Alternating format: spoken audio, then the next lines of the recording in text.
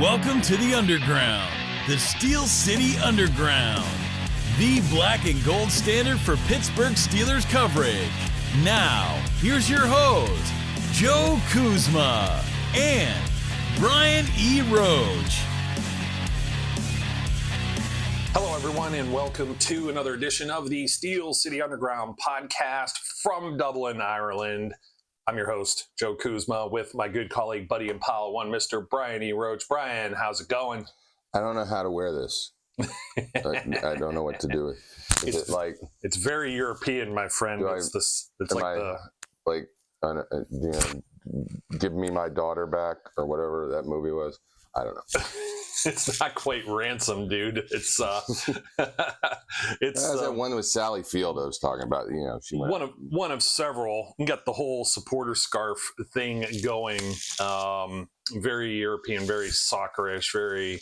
They want to say, well, they're the football over here across the pond, of course. Yes. We are the American football. And wow, what an atmosphere just to start off things and discuss what Dublin, Ireland was like, my friend. I mean, this was a home game played across the pond with all the amenities of a home game with a very awkward crowd. So, awkward? I don't know. I mean, somewhat awkward because you've got fans from all of these different NFL teams. We saw like 49ers, Seahawks, Buffalo Bills, Chiefs. It was a strange crowd. Yeah. You know, we see John Riggins jerseys, some Tom Brady jerseys, puke. We saw one Ray Lewis, also puke. Yeah. Several Joe Burrow, double puke. Some morons were wearing Cleveland jerseys. I don't even have any idea why. Yeah, I don't. But I will say this. They were into it. They were into it big time. You know, other than being maybe a little exuberant when the offense had the ball, more so than they should have been, they were into it. We talk about that all the time, man. Like the away crowds, like they started that stupid make noise or twirl the towel thing, and again, it's a home game, so this is the actual Steelers announcer, the public address announcer that you get at Acrisure Stadium, and all of the visuals and everything that are on the scoreboards, including Renegade, played in the fourth quarter, which was pretty cool to see. Didn't work very well, but was very cool. And the stadium itself, man. I mean, it was. The pitch, as we'd call it, was very green, also slick, and I think contributed to some injuries, maybe more serious than others, of course. The NFL, I think, got a pretty full display here for the world audience, 75,000 people at this game. There were Vikings fans there. They had like a little skull chant that I don't know would have showed up on TV as loud as some of the Steelers cheering and booing, because again, it was, for all intents and purposes, it was a Steelers home game. This is Steelers turf in Ireland, and the Steelers survive and leave Dublin, Ireland now 3-1. Who would have thunk it? I would never have guessed. I don't even know where to begin with this game because they just never make it easy, right? We had the big DK Metcalf catch and run that was very early on. Yep. It seemed very surreal. Somebody had missed their assignment somewhere along the line with the Vikings. It would happen later where the Steelers would have this happen too, which of course we will address in moments. Individual performances before we go into some of the blow by blow, I guess, or we could do some of the scoring. Why don't we do that before we do some of the individual ones? We don't have like a real rigid agenda here because we're just trying. And Brian's like right over here. Like my hand's almost, it's somewhere in here. Wait, the 2 box. But that's weird because you're on that and then I'm on that. So we haven't flipped. Oh, he's going to hit. This is going to be very childish. Yeah, there we go. He's. Well, now you find out what you can do with that thing. There you go. Oh, you know what? It's a good time to. This guy right here. Does that work? Yes, it's pointing right at him. Look that up on your own. It is a swear word. It does mean effing idiot. So it is Gaelic. Here's the key and piece of information you need to know about that. He didn't get it. He didn't get it when he first read it. I didn't. Oh, that's hilarious. That's hilarious. Steelers lose coin toss, and the Vikings won and deferred, and that's where this starts off at. Steelers going 3 and out, -2 yards. Aaron Rodgers sacked right off the bat. We look at each other. We go Mason McCormick. We go interior of the line. It's going to be a long day in Ireland, maybe.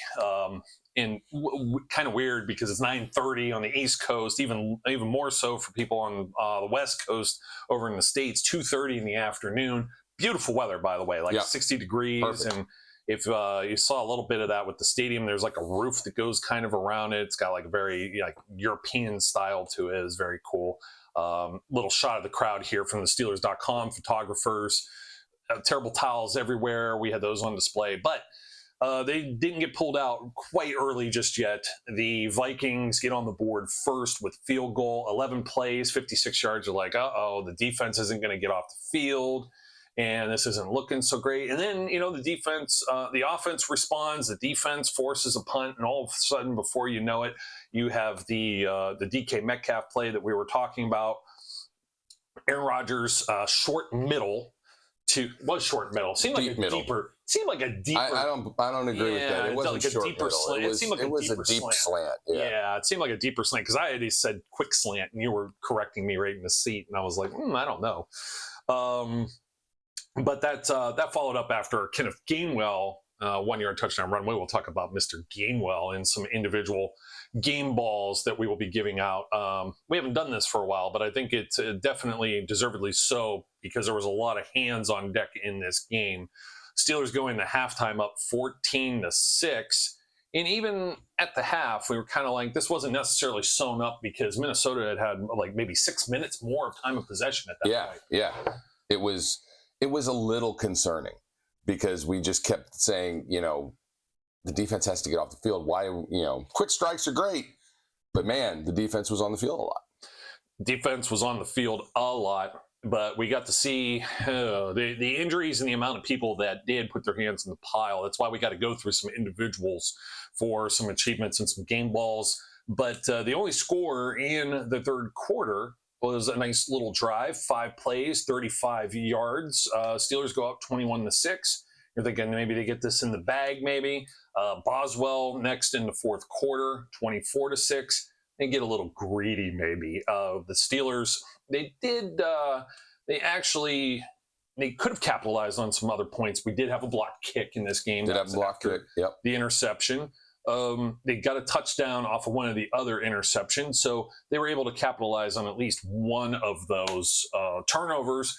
But they left some points on the field. They had the 6-point swing there. We have some officiating to talk about as well. It was driving us crazy. But before I get to that, let's finish the rest of this game because the Vikings are going to make a push. 9 plays, 70 yards with a touchdown. 7 plays, 99 yards after Aaron Rodgers says, no, I got this. Stay on the field, 4th and 1, and they land short, which, Brian, you said it so well multiple times as we were talking back and forth trying to prep for this show. You said that's hindsight being 2020. Yeah, of course. I mean, look, complete transparency. When the play was called, I was fine with it. We were like, I'm fine with it. Long field, the defense been playing well. You don't know that who got hurt. Who didn't get hurt? Well, that's a good point. But you don't know that one of the DBs. All the DBs. Slay came out at one point. Slay came out at one point. Eccles Jalen Ramsey. It was Eccles who came out there. Yeah. You didn't know that was going to happen, which brings Pierre in, not because just communication problems, right? So you don't know that all of a sudden you're going to be down another DB and that the Vikings are going to find a way to take advantage of it. You certainly don't anticipate, what was it, a 70-plus, 81-yard throw, pass, whatever. Yeah. And by the way, Peyton Wilson's fast as hell. He is a fast young man. Runs it down, saves the points momentarily. Mm-hmm. But you don't anticipate that. So in hindsight, you go, no, you should have kicked the field goal. But I was completely fine with the decision at the time and, in fact, supported it. I'm like, if you get it, great. If you don't, you got them backed up. The defense has been getting pressure. They've been doing well. Go ahead. Oh, well. Yeah. It was actually a 4th and 3, not a 4th and 1, but he only gained 2 yards and Yes. ended up 1 yard short of where he needed to be. And I was looking to see how long that play was. And I will say I didn't like the play call that they chose to do on the 4th and 3. I would have done something different there. Mm-hmm. Maybe, a jump ball to Mount Washington, a jump ball to DK, something else that was going to at least be certain the ball was going to cross the plane.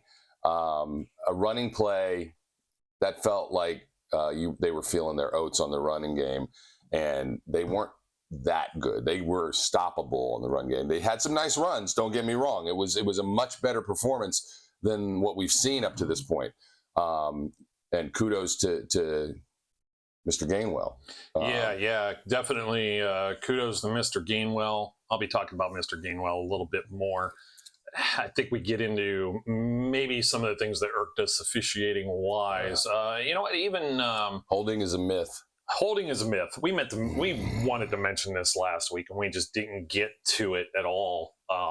The offensive holding, and we're not talking about defensive backs or the defensive holding or something like that. We're literally talking about the offensive lineman who just seemed to mug the Cameron Hayward wears these guys from the offensive lineman from the opposing team. He wears them like a championship title belt sometimes. Yeah. He's got them just hanging off his waist. TJ's getting pulled inside the pat. Jack Sawyer was getting pulled like that. Yep. Looked like Herbig probably got yanked at some point. And then you have this one, Brian. The roughing the passer with pulling the jersey. And then you get a roughing the passer later on the next series. So you get like one that's called, and you get one that isn't called. That would have been in favor of the Steelers. So the Aaron Rodgers said. Yeah, the Aaron Rodgers one. I think they got him first. I think they missed it. They missed the one first, and then came with the jersey pull. Yeah. And ridiculous. Yeah, it sure looked like a horse collar tackle. But sometimes they say, hey, you're up on a nameplate, whatever. They don't have the angle. I'd like to try and give them a benefit of the doubt. Man, there were some close calls. No, go step back. No benefit of the doubt. They stink. They stink. They stink. They stink. They came to Ireland and they stunketh. Where's your sign? Give me the sign right there. Well, that's the refs. You actually need that one for the refs. Here's the ref sign right here. Refs are these guys right here. Oh man. We did not get a lot of replays in the stadium. That was one major fault of this environment.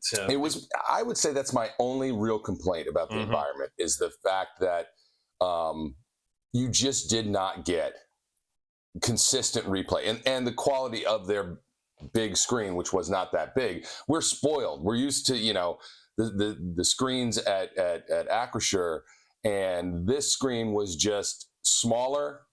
Not the same resolution. It was not great. That was my biggest. That was the only complaint I had. I mean, they've brought some things in, obviously, for this game, but that wasn't one of them. That wasn't one of them. What was built in. It's a rugby stadium. I was trying to think of the other thing I was going to say with the official. Well, that we didn't get to see really the replays. You said you got a little bit clearer, the one with the touchdown with the toes in, but we have no idea. With the James Pierre interception, we didn't get. The fumble with Jalen Ramsey didn't get. That would have set the tone. We had no idea if these were correct calls or not. We did get the virtual measurement for just the one thing. It seemed like it took forever to load. Yeah. It was like on dial-up, I think. So, you know what? I think that brings us maybe over to... I want to complain a little more about the officials. Okay, here. Well, we did get a holding. Patrick Queen drew a flag after they already got to the quarterback. When it didn't matter. They threw a holding call on it was either 3rd and long or 4th and long, and Patrick Queen gets the quarterback and they call the holding call and it doesn't matter. So yeah, sure, call it then. Why don't you call it on one of the plays that it's going to impact the play and TJ's getting dragged to the ground or Cam's got 4 guys hanging off of him or any of the other ones that we were up in the 700 level at this place. Yeah. So, yeah. But I'll tell you, we were closer than we are in my normal season tickets at Acrisure. But gorgeous stadium, gorgeous view. We could easily see this stuff. So, they stink. I don't know. I always think it's funny because I talk about like the parents, the moms and dads who get upset at like high school football games, and like you missed it, and like how can you possibly see it from there, and you saw something different. And when you do get a replay like that, we did get the one with the nameplate, or we were at least pulling it up. I will say this much: I had a little bit better cell reception than I usually do at Acrisure and at the Croker. That's the name. The Croker, Croke Park, or Croke Park. The Croker is the locals call it. Little bit better with Vodafone or whoever I was roaming with. So, and just true to form, Brian still got his. Was that a sparkling water? That was a sparkling water. Now you've got the carton of water. This is the free carton of water that we get in the hotel room. So, look, my voice is slightly shot. I may have screamed more at this game than I have at a game in a long time. Oh, man. And I've just been caffeinated. When you talk about Brian not liking coffee, I think everything over here I've just been getting Americanos, and it's just a shot of espresso that's with it. So I've been pretty jacked up, but I think I'm coming down from the clouds with that. Not to mention it's like a sauna in this room, but that's a whole other story. It's not really a sauna, but it's hot. It is. Sauna warm. is not. It's warm. It's nice and cool out there. Like you could, it's in the 50s or maybe even down to the 40s. It might be dipping into the 40s now that the sun's gone down. Which they had a little bit of shade at parts, but you can't blame weather or anything for this game. One thing that I did see, I don't know if you saw this, because we've been bouncing around all over downtown Dublin since the post game, and they were blaming stadium clock. I think Carson Wentz said something about it, and for all his for the delay of games or whatever. But so they announced, as you said, I know what you're going to say. They announced it at the beginning of the game that clock was not functional. Yeah, that clock is not official. I will say they told them to turn it off. And both teams had to play with that. Yeah, both teams had to play with it for the whole game. So when it comes down to the end of the game, here, let me tell you something. Screw you, Carson Wentz. There, how about that? Well, the Steelers end up getting the Carson Wentz. We've got some game balls to give out. You know what? We weren't talking about giving it to this guy. Let's go with TJ Watt first for some individual accolades. We've been asking where Mr. Watt's been for. There was a bunch of games here where he hadn't been doing much of anything. The last two games, he's been a force. He gets an interception. Well, you've got some problems still with TJ, but when it mattered, did he make some splash plays? He made a splash play. He made at least one. So and he had the opportunity to make a couple others. There. Yeah. He did lose some contain, we think. There's not even a thing. He lost contain. Not quite as much as Pat Freiermuth on the blocked field goals. So. Well, yeah, Pat Freiermuth pulled a I don't know, a Deontay Johnson. A Dan Moore. I'm not involved. Nobody's going to throw me the ball. I'm not going to do anything. That was bad. Pat, no, not good. I think we could continue with defense. I was trying to see if I thought I had something here for... You want to name the guy who gets the ball? For defense? Yeah. Keanu Benton. Yeah. Definitely. Hell of a game by Keanu Benton. Keanu Benton, well, I was saying TJ had the pick, and that was pretty impressive in true TJ Watt fashion. Keanu gets credited with 1.5 sacks, 3 hits on the quarterback, a tackle for loss. He had 4 combined tackles. One of his finer, if not finest, game as a Steeler, not just because of the splash with the sacks. We saw him finally eating up some guys. Yeah. And it was very interesting to look at the breakdown of defense as the defense broke down. You had so many guys coming in and out. I mean, Cole Hulk, I don't know if I got snap counts yet. Let me see if there's snap counts. They're usually published. While you're looking for snap counts, here's the thing. You can tell, regardless of the sacks, regardless of the tackle for losses, you can tell that the defensive line was doing their job. Keanu Benton was doing his job. Harmon was they were all doing their jobs in there. Why? Because Patrick Queen is able to get in and split gaps. He's not getting hit by linemen because Peyton Wilson is able to get in and do things. They're able to make tackles because they're not fighting off linemen at the second level. It was a much better game, eating up those offensive linemen and letting the linebackers do what they need to do, which is what this whole defense is predicated on. Yeah, totally agree. I mean, a mixture of guys. At one point, we said it was just Harmon and Y.A. Black. Yeah. For the rookies, just those two. That's when Cam was in the blue tent. Yeah, Cam went to the, oh my goodness, the guys that went out in this game. We mentioned Slay, we mentioned Eccles, just on defense. Yeah, Jalen Ramsey. In and out. With the pulling hamstring. Up with the hamstring. Cam Hayward went to the tent, we think, for concussion. Probably, everybody's watched it. You guys probably know because they might know that a little better. But we're just looking at, we've got the overview of almost like an all 22. Yeah. And just watching the way they had to mix and match. Now, we didn't see Julius Peppers, but Chuck Clark played a lot more. Deshaun Elliott in his return probably did not come off the field, I don't think.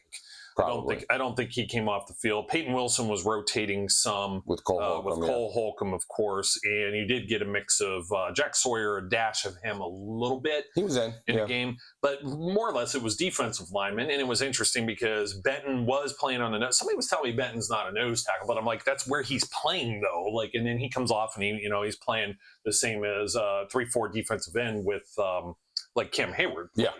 And then when Harmon comes in, that's where Harmon's playing, and they slide Benton over. And I'm thinking maybe Benton has a little more junk in the trunk to play right over the center. Well, maybe Black was playing there too, or Quale. I will tell you, playing there. When Cam was in the tent and we saw Y.A. Black and Keanu Benton lined up next to each other, Y.A. Black is a large human being because he made it look like you had one side, the extra large, and then the medium next to it. He's huge. He's just huge. Yeah, that's a big boy. I'm trying to see who else got credit. Queen got a sack. Elliott got a sack. Some nice. I think there was decent play calls, at least on the defense for the most part. There's still things they could tighten up. We would very much like them to tighten up. They need. I mean, this was a tough game with the number of bodies that dropped. And as you mentioned, and we kept saying during the game, field conditions may have been a little iffy. There was a lot of slipping and sliding. I don't know why. It didn't look like the field was in bad shape, but there was just a lot of loose turf. So yeah, like almost like a wet putting green or something, like, that was the best way I could describe it. I will say this: the Vikings fans were leaving before that last touchdown that they scored. They were like, nope, game's over, we're leaving. And they should have been right. but it didn't work out that way. But I mean, the good guys won in the end. So hey, whatever. Yeah, and it's fun to go around town and just have people, hey, did you win? Steelers fans, whatever. So, let's talk about the atmosphere a little bit. A little bit more with the atmosphere, sure. Because it really was a very, very cool atmosphere. I mean, a lot more. The Irish are a musical people. There is a lot more music than just Renegade. I mean, what we get, like Sweet Caroline, we got Zombie by the Cranberries. There was at least 2 or 3 others. The Oasis song. Bon Jovi. Yeah, Bon Jovi. And these people sing loud, like loud. and everybody's into it. I think that's what it makes it. Now, so about what, 70% Steelers fans? I would say. At least. I think. Probably at least. I mean, there were still a healthy amount of. There were more Vikings fans than I thought were going to be there based on what we'd seen around town. Yeah, or anticipated. Yeah. Maybe they just don't walk around in their gear as much as our whole closet's black and gold. So. Why wouldn't they? Purple's an ugly color. Who wants to walk around wearing purple? That's some crap ass color. Got that. That all scarf. Apologies to Prince. It's fine. I get it, but no, for normal people, purple sucks. You could kind of see it over my shoulder here. There's like a scarf that's like half and half, and I was like, I got it as a piece of memorabilia, and it has both teams on it. But I was like, oh, I can't wear this, and that's how I ended up with the other one actually. So it's like, yeah, I'm scarfing it up. I'm doing the European thing. All the music, man. Zombie was like, that was really cool and unexpected, and everybody's like, yeah, what's in your head? It was just crazy. It was. It's still in my head. It is. It's just, Sweet Caroline at the end. What was it? Sweet Caroline, where they would cut the songs off, right? As like it wasn't timed well with the snap count, but they were like, no, screw you, we're singing the song. And like near the end of the game, Rodgers is taking the ball, and people are coming across and crossing the field, and they're still going. They're like, we're getting our last ones in. We don't care. yeah, that was pretty cool. And it's everybody. And like I said, you got somebody like standing there. It doesn't make any sense. Now, there were a lot of Green Bay Packers, what was probably Green Bay Packers fans that were Aaron Rodgers fans that were there, that I noticed a lot of Green Bay Aaron Rodgers jerseys. I mean, I saw I saw a Broncos Russell Wilson jersey and a Seahawks Russell Wilson. But not a Steelers or Giants Russell Wilson jersey. Well, why would you see a Giants I don't know, Russell? but they were. I mean, to be honest, why would you see a Steelers one? They're paying attention to some degree. Some 49ers one. I like the West Coast teams is what surprises me. I saw some Seahawks and Niners and because those guys, we were talking. Those guys, it's 1 o'clock in the morning here when those guys play. Yeah, or something like that. It's extremely late. Yeah. I mean, we were watching the college games. I mean, it's almost 10. It's almost 10 at night here now. It's past I gotta go to bed. I'm an old man. I gotta go to bed. Yeah, we left that game. It's not like usual when you get a 1 o'clock start and it's about 4-ish when it's over. I mean, it was getting dark already. Like the sun was setting when we were done. So that was kind of neat. Why don't we flip to the offense? All right. We got a guy that I should have put him on my fantasy team because I had to sit Jalen Warren as a last second. Yeah, you look like the smartest guy in the room, don't you? Kenneth Gainwell, have a game ball. And definitely the guy on the offense to give the ball to, right? Oh, yeah. And maybe DK. Well, DK definitely, he got 5 of his 5 targets, 126 yards and a touchdown. His first 100, obviously 80-yard receptions. Going to get a 100-yard game, yeah. He's going to get a 100-yard game for the first time. But Rodgers only threw for 200 yards, 18 to 22. He didn't ask a lot of Rodgers. Sacked just twice, but he was 119 rating versus his counterpart Carson Wentz threw the ball 40. Wow, I can't believe that. He threw the ball 46 times, 30 of 46, 350 yards, 2 touchdowns, 2 picks. He was actually way worse up to that point at the very end of the game. He had only had the 2 picks, right? So his rating was in the toilet. But Gainwell, 1 yard short of 100 yards rushing. So you didn't get the 100 maybe yards that's rushing. why maybe that's part of the decision. They're like, you get 3 more yards, you get 100. Could have been. Gainwell with the 2 touchdowns on the ground too. He was also the second leading receiver in receptions and yards. So you were saying during the game, just keep feeding DK. Yeah. And I think feeding DK was the proper idea. Because Gainwell's the next guy up, 6 of 6 targets, caught all 6 targets, only 35 yards. Yeah, well, a couple of them were for negative yards. Yeah, they didn't really go anywhere, of course. They were dump offs that didn't get much. 8-yard long, but a couple dump offs too. Actually, a trio of them to Darnell Washington, finally getting him involved. Yep. Johnny Smith was kind of absent for this game. 2 catches, only 6 yards. Calvin Austin was the other guy with, with any kind of statistical significance. 2 catches, 13 yards. By the way, I don't have any snap counts, so that'll probably be tomorrow or later tomorrow our time when we would actually see those. So I can't tell you. You can just get a feel for how much someone may have played, and a lot of tight ends. We know that we know one individual who reported as eligible often played a lot more than I think we probably would have thought. With Spencer Anderson. He wasn't 74 is eligible, and It was. We were feeling a little Zach Banner vibe by the end of the day. What number did Banner wear? Was he? He was. I thought it was 70. Was he 70? I don't remember. I don't remember either. But everyone used to get a good kick out of that. But all the tight ends and the extra linemen and Darnell Washington was putting people. He is also a very large man. Also very large man. Absolutely. We got a tush push. Well, Darnell Washington. Well, hold on. I was going to Connor Hayward in 1 second, but you cannot forget Darnell Washington looking like what do they call them? When you're watching movies like Pacific Rim, they got the word for the monsters that are like Godzilla, King Kong, like guys like that. It's the kaijus. He looks like you don't know what a kaiju is. Oh man, you're talking about. I've watched that movie too, and I still don't know. Well, they call them the kaiju. You know, they come out of the earth and like Godzilla. But we were talking about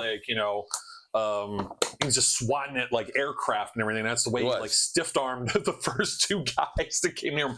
The one was kind of close and was just like, well, that guy's going to get posterized no matter what. But the next Viking that came in got absolutely it was just like, get out of here. Like, that was something. Like he grabbed his head like it was a basketball, the helmet, and just threw him to the side and was like, not my house. I think you might be slightly exaggerating. Nah, it was cool. I loved it. Connor Hayward getting a direct snap and us just kind of dumbfounded as to what the hell just happened. Because not only did we see a tush push. But Aaron Rodgers is standing behind the line going, yeah, I ain't doing that crap. I'm like, wait a second. Rodgers didn't get that ball. Rodgers is right there. Like, that's so crazy. But to see them execute that, it's like, might as well, like, who knows? The Steelers might have voted against that. And it befuddled the people who watch rugby in Ireland because They're just like, that's a rugby play. More people behind us and around us started talking about that after that. They're like, well, it used to be the quarterback sneak. Now they call it the tush push, but blah, blah, blah. Yeah. Well, it really wasn't a sneak. There's like two. Yeah. I'm actually surprised at how knowledgeable like the fans. We actually had to. It's not like one of those things where, you bring somebody to a game that's just not into football. It would certainly be my fiance, for example, and you have to explain what a first down is. Like, they're into the American football. They know it. These people have fantasy teams, and they're talking about picks with some of us off to the side and having these full-blown conversations, watching on their phones. We go out, we're walking around downtown, go to get some dinner, and got a guy in an Irish accent. I'm not going to do it because I'm going to butcher it, and I don't want to also insult anyone with a not-so-good Gaelic impression, but he said the Jackson Dart era is here. He's watching the game, and I'm just like, this is like really cool, and it did. It felt like a Steelers invasion. It felt good. It felt like a home game. So yeah, Gainwell gets the ball, and Benton gets the ball. I don't know. You said Metcalf maybe gets the ball. DK. I give one you're to right. DK. Watt maybe not a ball, but it's nice to see Watt. You can show it to him and go, hey, here, TJ, this is what you could have gotten if you had gotten sacks. But his game ball went in the stands. Yeah, he did. He did throw the ball in the stands, which was he was very hype about that interception. And that was a throw because the rugby fields are bigger than an NFL field. So there was like a whole tarped off portion of the turf. And then you have signboard. You have the signboards, you have the tarps, and then you actually have the stands. So he launched that thing into like the lower levels. I'm going to save for the 2%ers when we get there. I think we could probably be there. Are we there? Okay. I don't know. What else do we got? 24-21. That's about the only thing we didn't 24-21, we win. Should have had 30 points. I wanted the 30 points too. There was a giant Pop-Tart walking around the stadium. Like, they had these party crews, right, with the T-shirt guns and the shooting T-shirts, and there's a giant Pop-Tart walking after them. A giant Pop-Tart at a football game. I was flabbergasted. I want to bring up something real quick because we talked about this over some fish and chips. Fish and chips. A lot of people that gave this guy Broderick Jones a lot of flack, and I think the 2 sacks came from the interior today. If you want to talk about anything to improve, we should probably talk about Calvin Austin going in the ambulance too, real quick. Yeah, with the shoulder injury. So hopefully he's not. Hopefully none of these injuries are too serious. The Steelers are going to head to a bye week too. So we talked about that too. That this was an early bye week, but man, they need it because half the defensive backfield is hurt. Yeah, they're maybe more than half. Yeah, we're like, who are they going to put out there? And then Pierre almost gets the damn interception out of that too. But he had a nice pass breakup too. I give James Pierre a lot of grief for not really being that great. Thornhill launched himself out of somewhere. That was on third down. They played a decent game. I mean, James Pierre had a nice game coming in off the bench. Yeah, they almost stopped him there in the end zone in the 4th down play, but Thornhill got involved with that, and I've never really thought that he's much of a pass breakup guy. But the guys on the tackles, Fautanu, and I know they're getting some help. They're getting Spencer Anderson, they're getting Darnell Washington, Jonnu Smith isn't as involved because sometimes they're splitting them out, sometimes they're using him to chip. Freiermuth completely absent from this one, wasn't even targeted, probably because he pissed Aaron Rodgers off by not sitting down on that route the week before. Yep. So that'll probably teach him, and then maybe in the doghouse a little more. I don't know if the snap counts. I don't think he was still out there, but the special teams play that's in it. Well, Danny Smith's going to chew a lot of gum right in his face and give him some grief. Yeah, but the tackles, Broderick Jones and Troy Fautanu, as much as we want to say, I don't think that's been the major pressure point and problem. And I know they've been giving them help, and they've needed some help, but it's been cleaner since, as this season's progressed. McCormick with kind of the snafu at the beginning. St. Malo gets beat on one at some point. You're like, what's going on with St. Malo? But both of those guys, too, were just plowing, trailblazing for Kenneth Gainwell. And even Caleb Johnson with a nice, he had a couple nice runs. On the one. I know it's slow to start. I don't think he's quite gotten his, past the gaff, but he had a nice couple plays that he was in. Yeah. So. I still, man, we talked about this. I just don't see any burst from that guy. And that concerns me. You don't need long-term speed, but man, as a running back, you got to have some quickness. You got to have a little burst, and I just don't see it. I agree with you, and we always talk about with the special teams. Why does it seem like they come out so much further with a returning. It seems like the starting field position for the opposition is always better than what the Steelers have. And we were trying to talk about if that's like just our bias, our black and gold lenses, but it just feels that way with the return. But but today it was okay. But that's also because I like Trey Sermon back there. Gainwell had a few too. He did. He did. Let's see what we actually had for the returns. They give you like a full. Austin only had 2 for 9 yards on punts. Boswell didn't have a whole lot of action. He had 3 extra points. He had one field goal block that was blocked. And then Sermon 25 average, and Gainwell 24 average. Both of their longs were 25 and 26. So if they catch it in the landing zone, it's still short of getting out to the 30, 35, as you would hope to get a little bit better field position. And then let's also talk about, like, at the end of the game, decisions with Tomlin, and not only just going for it, but when they didn't end up closing it out. And Aaron Rodgers says in his post game, the offense has to finish that, has to, get that first down and then be able to just take the victory formation there. They just had Corliss Waitman just kick the ball as far as he freaking could. Yeah. With the punts, Tomlin said, I'm going to challenge Carson Wentz to go from the 20. And then you had just a series of, I felt like the Patrick Queen hold was, I'm not sure who he grabbed. I could probably find it. But it was just like, I'm not going to get beat. I don't care if I get penalized. Yeah.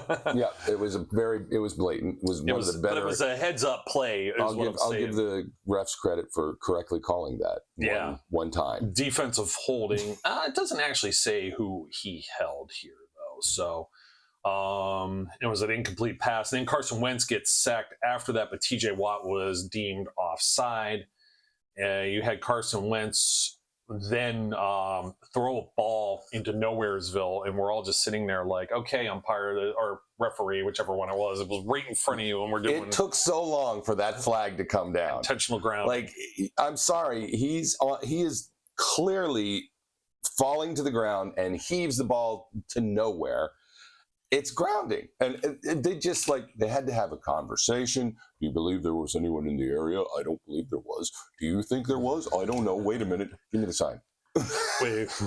This is what I think. You're one of these. Well, I think you're one of these. Well, I think it might be not grounding. No, it is grounding. You're one of these. That's what I don't know. I wish I would have pulled up some of the photos. Maybe we'll do this because we'll have a bye week and nothing else. Maybe just a little more of a Dublin recap because, just the sea of people walking out of there. Oh, my gosh. Wow. And amazing. We've left some games, but it was like nobody left. He said a few people did leave early. A couple Vikings fans left early. But for the most part, that stadium was full. Yeah, it was the full complement of people just trying to find their way around, and a lot of public. Because they had to do the soccer cheer at the end, the ole, ole. Yeah, ole, that's the other thing we forgot with the music. Yeah, the ole, ole, ole, and I was just kind of like, I don't know that one fits. The rest of them were cool. There was a band. What was the name of that band? I'm not actually sure, but it was an Irish band. There was an Irish band, Scada, I think maybe was what it was called, what they were called, and they're off in the corner, and every time out, man, something was going on.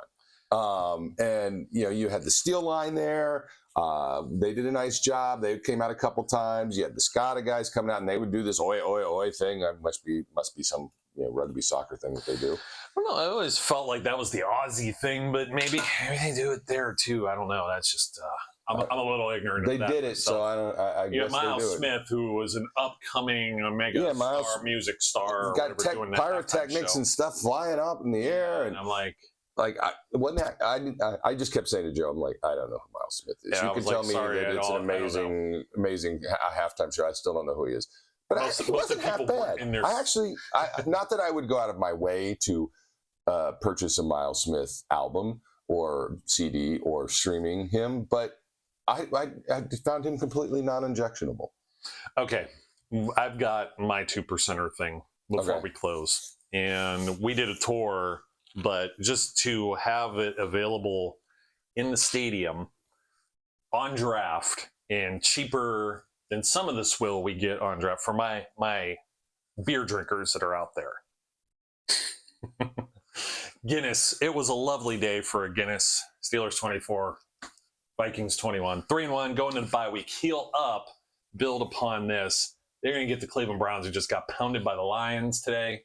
and they have to go over to London, where the Vikings aren't leaving this part of the world. So they're staying here, and their biological clock is set, and they're just going to take a hop skip over to the UK there and stay for the week and face the Cleveland Browns. And hopefully they're pissed off and they pound the Browns a little more and pound them a little further down the standings there, because that's what the Steelers, that's what we're looking for. Steelers get some advantage here and take advantage of go Broncos. To go Broncos too on Monday night. Oh, and go Chiefs. Go Chiefs. And go Chiefs Broncos against the Ravens, although one of those teams will end up 1-3. 1-3, which is you never would have thought one of those teams was going to be 1-3. But one of those teams is going to be 1-3. And let's make sure it's the Baltimore Ravens, please. Anything can happen on any given Sunday. I mean, look at the Patriots. They were pretty pissed off and put 42 on the Carolina Panthers. Well, yeah, but the Panthers stink. They do, but still, like, you wouldn't have thought. I don't know. There was a few people that were throwing shade at Steelers' way. How many people picked the Steelers to win besides us? Maurice Jones. Just one. Yeah, everybody else. Maybe Stephen A. did. Somebody jumped in the comments and said Stephen A. Yeah, maybe he did. But that'll do it for us, folks, from Dublin, Ireland.